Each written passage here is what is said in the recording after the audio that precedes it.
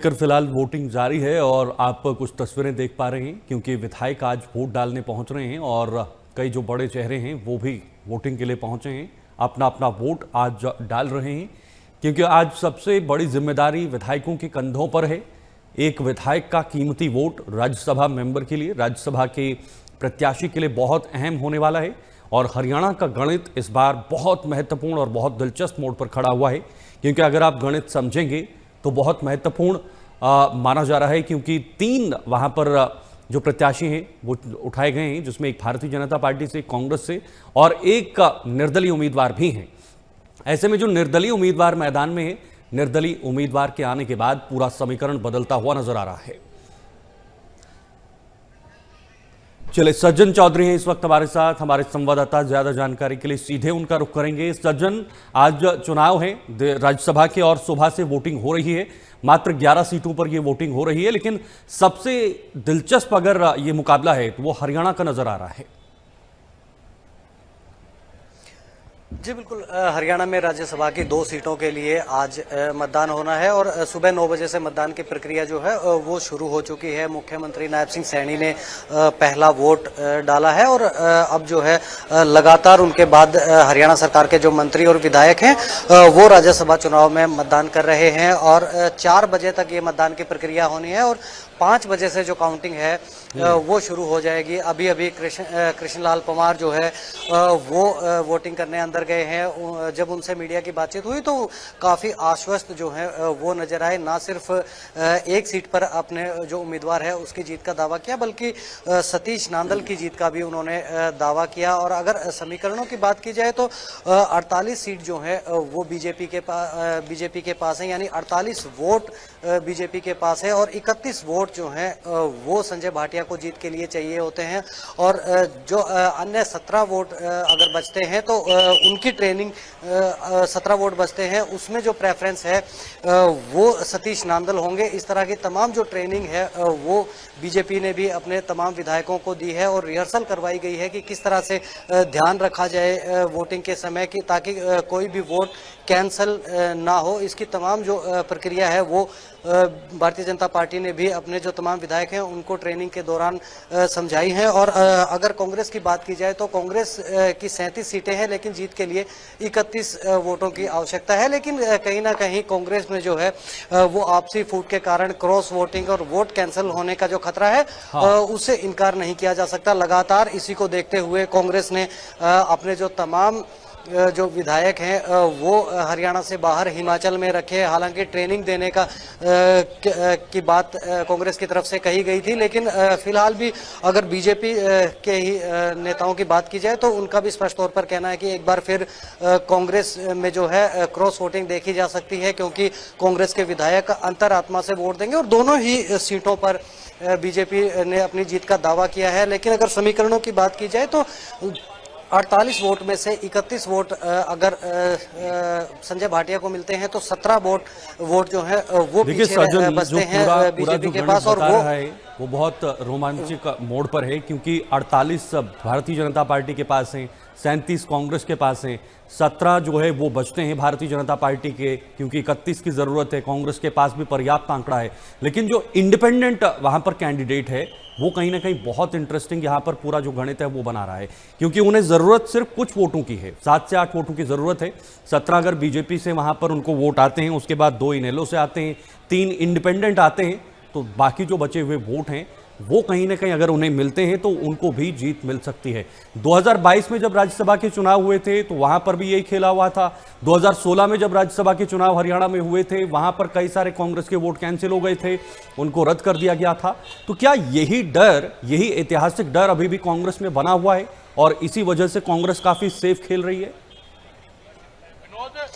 जी बिल्कुल, देखिए, जब राज्यसभा चुनाव के लिए नॉमिनेशन हुआ तो भारतीय जनता पार्टी ने जो है वो संजय भाटिया को अपना उम्मीदवार बनाया, तो कांग्रेस ने करमबीर बोध को अपना उम्मीदवार जो है वो तय किया था। और उसके बाद जब सतीश नांदल ने बतौर निर्दलीय अपना जो नामांकन भरा था तो उसके बाद से काफी जो कयास है वो लगाए जाने लगे थे, क्योंकि अगर सतीश नांदल की बात करें तो उन्होंने जो है निर्दलीय के तौर पर अपना राज्यसभा का नामांकन जरूर भरा है, लेकिन लेकिन वो बीजेपी के नेता हैं। और उसके बाद से जो है कांग्रेस को भी कहीं ना कहीं ये डर सताने लगा कि क्या कहीं इतिहास एक बार दोबारा से ना दोहराया जाए, कहीं कांग्रेस में जो क्रॉस वोटिंग है वो ना हो जाए। इसका खतरा जो है तब से ही कांग्रेस को शुरू हो गया था, इसका अंदेशा। और इसी की एहतियात के लिए जो है तमाम जो कांग्रेस के विधायक थे उनको इकट्ठा किया गया और हिमाचल जो है उनको भेजा गया। और अब हिमाचल से जो है वापिस आकर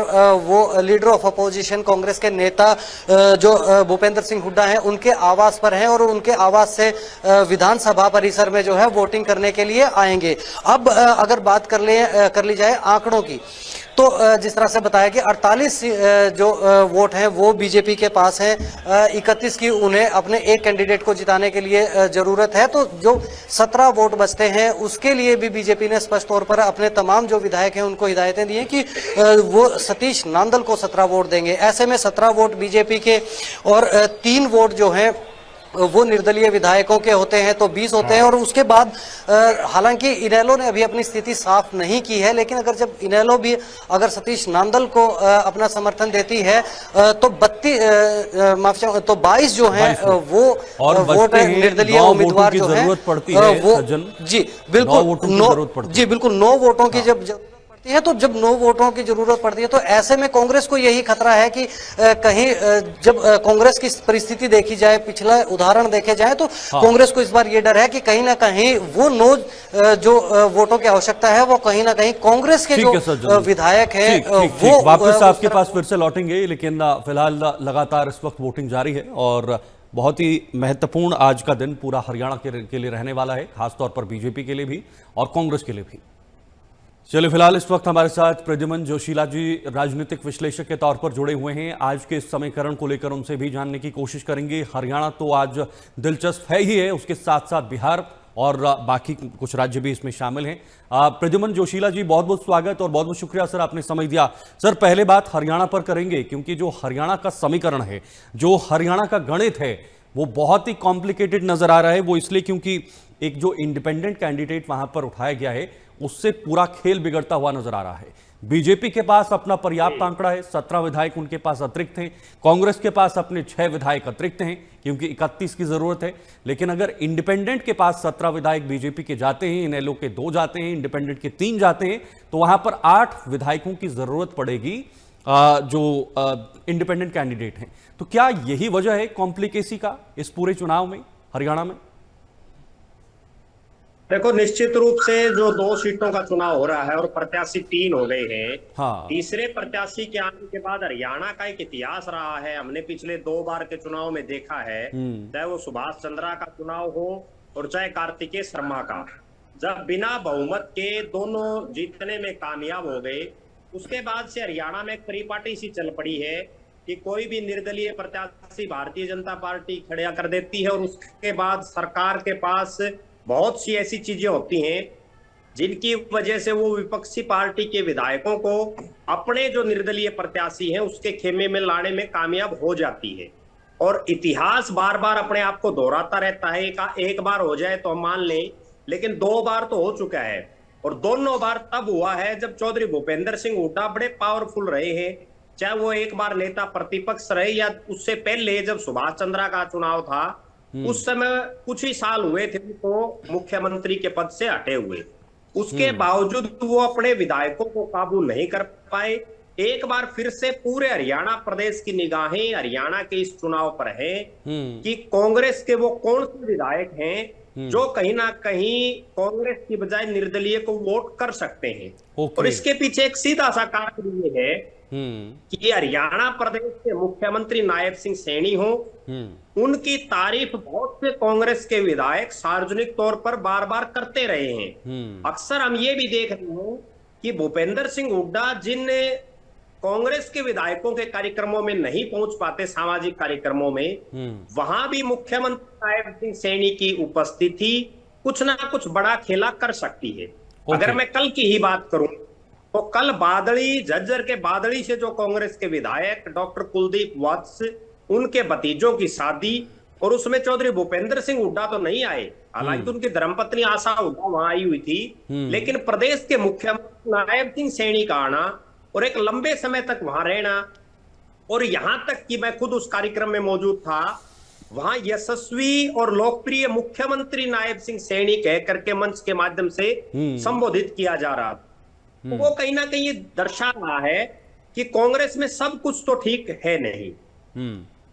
लेकिन इतिहास की आपने बात की प्रद्युमन जी, इतिहास बहुत इंटरेस्टिंग रहा है और कांग्रेस के लिए बहुत पीड़ादायक भी रहा है।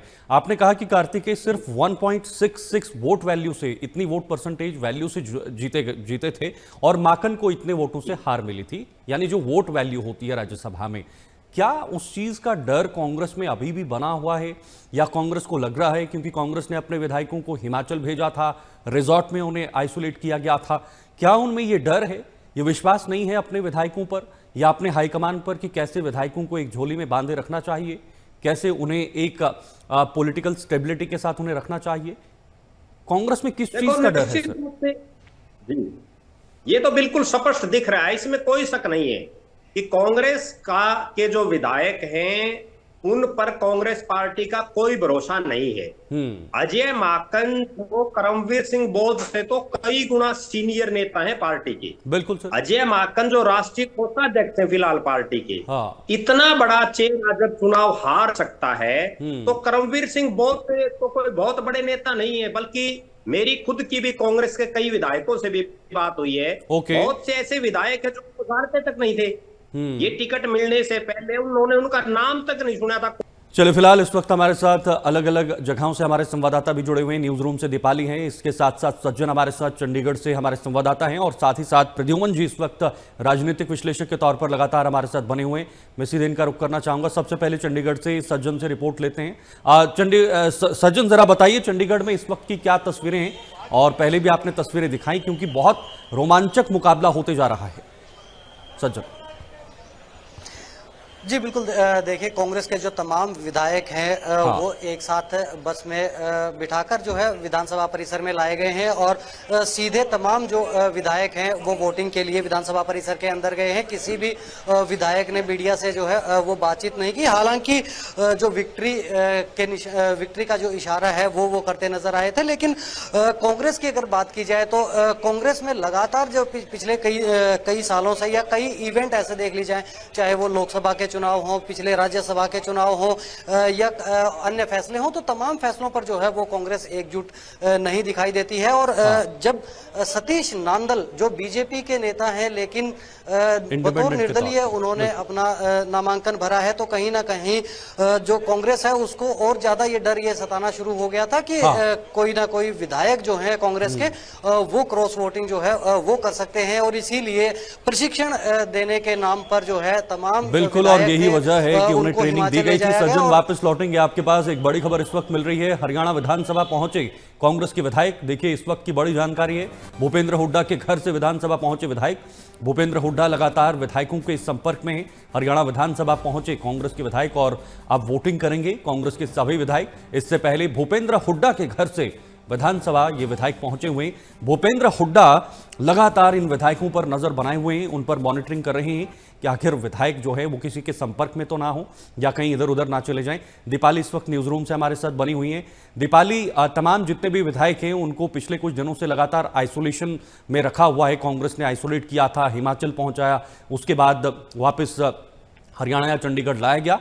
अभी फिलहाल सभी विधायक विधानसभा में पहुंचे हुए हैं, लेकिन सबसे बड़ी बात भूपेंद्र हुड्डा लगातार उन पर नजर बनाए हुए हैं। आपके पास क्या अपडेट है दीपाली? जी बिल्कुल बिल्कुल शीतल, क्योंकि लगातार हम देख रहे हैं कि कांग्रेस में, जैसे कि मैंने पहले भी बताया कि कहीं ना कहीं गुटबाजी का फैक्टर इसी की लेकर जो है, चाहे कोई भी चुनाव हो, चाहे हम विधानसभा चुनाव की बात करें, राज्यसभा चुनाव की बात करें, एक जो डर है हमेशा कांग्रेस के मन में हमेशा बना ही रहता है। और जैसे कि आपने भी जानकारी दी, लगातार हम अपने दर्शकों को दिखा रहे हैं कि भूपेंद्र हुड्डा जो है नज़र बना के रखे हैं, लेकिन फिर भी थोड़ा सा हमें और इंतज़ार करना पड़ेगा कि आखिरकार किस तरह के नतीजे सामने आएंगे, क्योंकि पलड़ा जो है अभी भी भारी है, बाजी कभी भी पलट सकती है, क्योंकि अभी भी थोड़ा सा और इंतजार हमें करना पड़ेगा शाम 4 बजे तक का, क्योंकि वोटिंग प्रक्रिया अभी भी चल रही है। क्योंकि पिछले चुनावों में भी अक्सर हमने देखा है कि किस तरीके से जो क्रॉस वोटिंग है वो कहीं ना कहीं देखने को मिली थी, और इस बार भी यही संशय सभी तमाम कांग्रेसियों के जहन में इस समय बना हुआ है, लेकिन फिर भी अभी इंतजार करना भी बाकी है। बिल्कुल इंतजार करना होगा शाम 5 बजे तक। लेकिन हमारे साथ फिलहाल प्रद्युमन जोशीला जी बने हुए हैं, राजनीतिक विश्लेषक हैं। प्रद्युमन जी, बहुत इंपॉर्टेंट रहता है ये चुनाव, सिर्फ एक राज्यसभा का मेंबर चुनने के लिए नहीं है, बल्कि सभी पार्टियों के लिए एक प्रतिष्ठा का सवाल है कि उनके विधायक कहाँ हैं, उनके विधायक क्या सोच रहे हैं, उनके विधायकों में कितनी संतुष्टि है, न सिर्फ विधायकी के तौर पर बल्कि पूरा संगठन यानी संगठनात्मक तौर पर विधायक कहाँ है, पार्टी किस दिशा में जा रही है। क्या ये चीजें भी इस राज्यसभा चुनाव में तय होती हैं?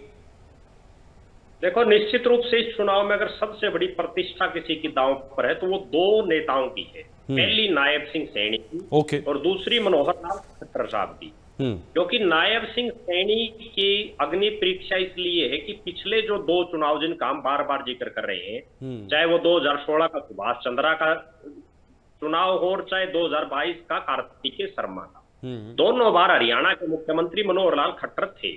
और उन्होंने बिना बहुमत के भी इस तरह से जोड़ तोड़ की बाजी अपनाई कि निर्दलीय प्रत्याशी चुनाव जीत गए, और एक में कांग्रेस समर्थित हार गए आर के आनंद, और दूसरे में कांग्रेस के प्रत्याशी अजय माकन चुनाव हार गए। अब नायब सिंह सैनी के सामने सबसे बड़ी अग्नि परीक्षा यही है कि क्या वो मनोहर लाल खट्टर की तरह इस जो एक योजना उन्होंने जो बनाई इसमें कामयाब हो पाते हैं या नहीं। दूसरी बड़ी बात, मनोहर लाल खट्टर जो हरियाणा से भले ही केंद्र में मंत्री बन गए हैं, उसके बावजूद उनका हरियाणा का मोह लगातार जारी है। पिछले कई दिनों से वो चंडीगढ़, पानीपत, करनाल में रह करके इस चुनाव पर उनकी विशेष नजरें हैं। और हर तरफ ये चर्चा है हरियाणा के राजनीतिक गलियारों में कि मनोहर लाल खट्टर कमिटमेंट के धनी हैं। वो जिस भी नेता से जो कमिटमेंट करते हैं उसको वो कहीं ना कहीं पूरा करने का काम करते हैं, चाहे उन्होंने किरण चौधरी के साथ किया हो, चाहे उन्होंने कुलदीप बिश्नोई के साथ किया हो, या कोई अन्य नेता भी हो। क्योंकि बहुत से नेता हम देख रहे हैं जो आज भारतीय जनता पार्टी में शामिल हो रहे हैं, वो ज्यादातर मनोहर लाल खट्टर के मार्फत ही बीजेपी में शामिल हो रहे हैं। अब देखना ये है कि मनोहर लाल खट्टर का केंद्र में जाने के बाद हरियाणा के नेताओं पर असर अभी भी जारी है या वो असर कम हो जाएगा, उसका भी बिल्कुल क्लियर कट पता चल जाएगा। एक बड़ी गंभीर और सोचने की बात ये भी है कि कांग्रेस में आखिर है क्यों, जब उसके पास 37 विधायक हैं बहुमत के लिए या अपना राज्यसभा एमपी जिताने के लिए 31 चाहिए, उसके बावजूद कांग्रेस के विधायक और चाहे नेता वो बिल्कुल सेमे नजर आ रहे हैं। बिल्कुल सर, पहली बार ऐसा हो रहा है कि 4 सांसद कांग्रेस के सिटिंग सांसद वो विधायकों की मॉनिटरिंग के लिए हिमाचल प्रदेश में उनके साथ रहे। प्रदेश के प्रभारी हरिप्रसाद उनके साथ रहे, प्रदेश के अध्यक्ष राव नरेंद्र सिंह रहे, और चारों जो सांसद चाहे दीपेंद्र हुड्डा हो, जयप्रकाश जेपी, सतपाल ब्रह्मचारी और वरुण मुलाना वहां रहे। लेकिन एक बहुत गंभीर बात और है इसमें जो निकल करके सामने आ रही है कि इस चुनाव में कुमारी शैलजा कहीं भी किसी रोल में नहीं दिखी। ये भी ये दर्शा रहा है कि कांग्रेस में आज भी गुटबाजी चरम सीमा पर है। ठीक है, मैं आपके पास जोशीला जी वापस आऊंगा, इस पर मैं आपसे फिर से बात करूंगा कि क्या इस बार भी गुटबाजी हावी हो रही है। लेकिन उससे पहले सज्जन के पास एक बार फिर से जाना चाहूंगा। सज्जन, सभी विधायक वहां पर पहुंचे हुए हैं, जरा वो भी बताइए, और अभी आगे की प्रक्रिया क्या रहेगी विधायकों की? जब आपने उन्हें सामने से देखा, उनकी बॉडी लैंग्वेज, उनके चेहरे का जो पूरा एक्सप्रेशन है वो किस प्रकार का नजर आ रहा है, और जो आसपास में चर्चा हो रही है वो चर्चा क्या बता रही है? सज्जन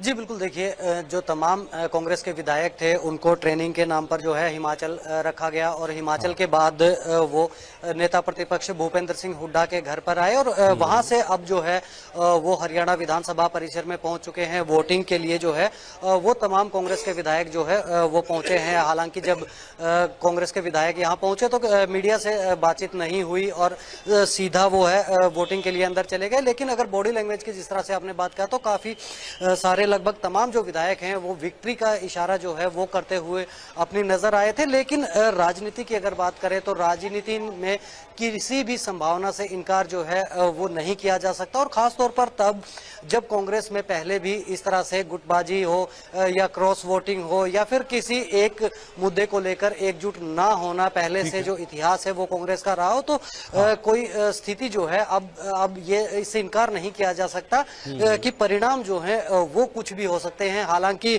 बीजेपी की अगर बात करें तो बीजेपी निश्चित तौर पर अपने दोनों जो दो राज्यसभा की सीटें हैं दोनों पर ही सतीश नांदल और जो संजय भाटिया हैं उनकी जीत का दावा करती है। और बिल्कुल, ये तंज और कसते यही हुए वजह भी है जो बीजेपी की जीत का दावा कांग्रेस में इनसिक्योरिटी फील करवा रही है।